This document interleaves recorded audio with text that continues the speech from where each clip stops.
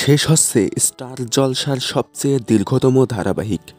বর্তমানে স্টার জলসার সকল ধারাবাহিকের টিআরপির অবস্থা আগের সপ্তাহের তুলনায় একটু বেড়েছে। কমলা ও শ্রীমান পৃথ্বীরাজ আগামী দিনে ভালো ফলাফল দেখাতে পারে। গাটছড়া তেমন খেল দেখাতে পারছে না। মেয়েবেলা বাংলা মিডিয়াম একটু একটু করে গ্রো করছে। তবে কি জলসা আবারও সুদিন ফিরে পাবে? জলসায় আসছে আরও কয়েকটি নতুন ধারাবাহিক।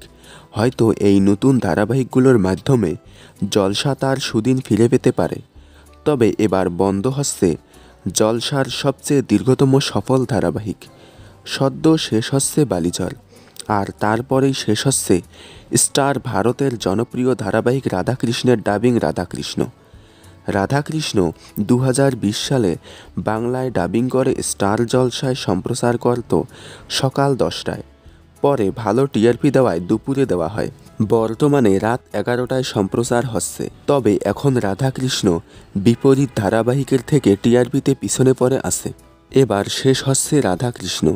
রাধাকৃষ্ণ 2.0 গর্গ সংহিতা অন্তিম পর্ব 14ই এপ্রিল এবং আগামী 30শে এপ্রিল অন্তিম পর্ব সম্প্রচার হবে রাধাকৃষ্ণ ধারাবাহিকটির।